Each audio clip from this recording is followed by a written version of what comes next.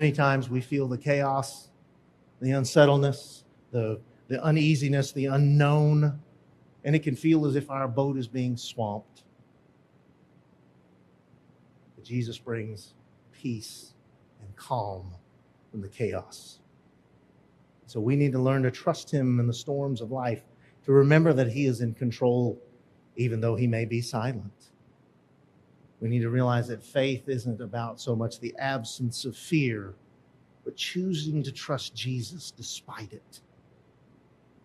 Fear is very real. But trusting Jesus despite it, doing a scary thing and trusting the Lord through it. And so I'm curious for us, do we allow Jesus to have that kind of say in our life? Do we let the overwhelming swamping of our responsibilities push down the power that is so readily available to us? The King has power over nature, all of these things in our life. Jesus is in control. So will we respond with faith or fear? Because the King's power is absolute over nature and over all storms. We but choose to respond. But the King's power is also absolute over evil. And he has authority over all of the forces of darkness, and he brings freedom to those who are in bondage. Here we read in verse 28, and when he came to the other side,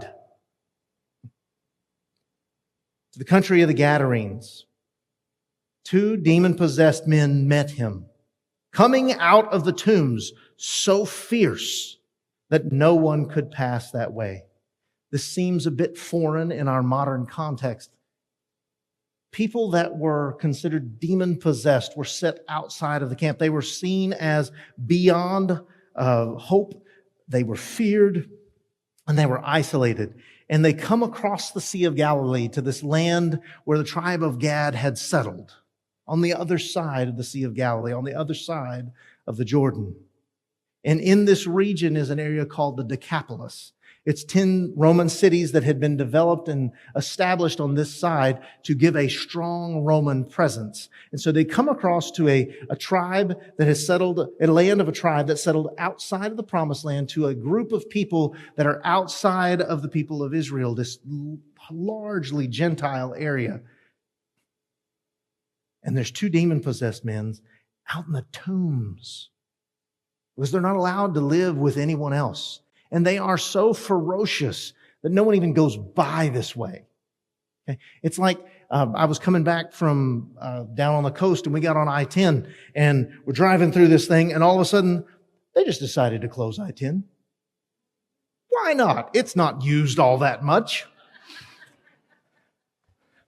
So the little nav goes, it tells me to go this way, that way, and the other. So I went this way, that way, and the other way, because it just happened to happen. And we didn't go the other way because the other way was just absolute awful chaos. And it took a little bit of faith. It did. I mean, I'll be honest with you. We got on the thing, and I'm watching cars go past me. I'm like, oh, this was a bad idea. And the light turns, and all of a sudden we're gone. It was a great idea. But this is a way people don't go, because they know if you go that way, it's going to be bad. So they avoid it. They stay away because of the danger of these 2 men. They live in and among the tombs. They are impure. They embody death. And they come, and Jesus comes to them. And in verse 29, he says, behold, they cried out, what have you to do with us, O Son of God? Have you come here to torment us before the time? See, they know their ultimate destination, and they know ultimately who they face.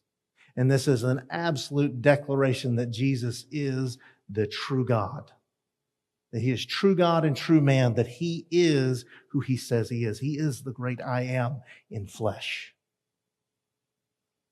And they stand and they say, what will you have to do with us? How would you like to handle us? I mean, We understand where we're going. Are you going to deal with us now before this final judgment that will one day be ours? And in verse 30, we get the picture. Now there's a herd of many pigs feeding at some distance from them. And the demons begged him, saying, if you cast us out, send us away into the herd of pigs. And he said to them, go. So they came out and went into the pigs, and behold, the whole herd rushed down the steep bank into the sea and drowned into the waters. Now, these men are vicious, violent, awful men. They are embodying and living amongst death and impurity. They come out, they know who Jesus is. They look him in the eye and says, what do you have to do with us? Are you going to judge us now before our time? If you're going to do anything, why don't you just cast us out, send us into this herd of unclean animals that roams the side of the hill? Why don't you put us over there? You know what we are and how we are, and just put us in those pigs. And Jesus in one word says, go. One word. See, in this area of the Decapolis, it's highly Hellenized. A lot of Greek and Roman culture penetrates this area. And they understand and have engaged in different forms of divinity and exorcism and casting out of spirits. And it usually involves a lot of ritual, a lot of rote memorization, a lot of statements and incantations and sacrifices and things. And it's a whole big deal. And it may not even work. In one word, these two spirits who had controlled that area, who had made it so fearful that no one would even go by, in one word, Jesus commands them. One word. Divine power at work. He has absolute power, real, authentic power. Supernatural power to cast out these demons. And in that one word, no incantation, no little wind up or pitch, bam, one word. And at the word of the Son of the living God, it happens. Colossians teaches us that he disarmed the rulers and authorities and put them to open shame by triumphing over them in him. Christ is the overcomer. He's defeated Satan. He is defeated and has authority over all spiritual matters. He is a supernatural God. Do we forget that we have been set free? That our supernatural God has set us free from the bondage of sin. And yet we just go right back in. Will we not live in the liberty and the freedom and the power and the overcoming nature of our God?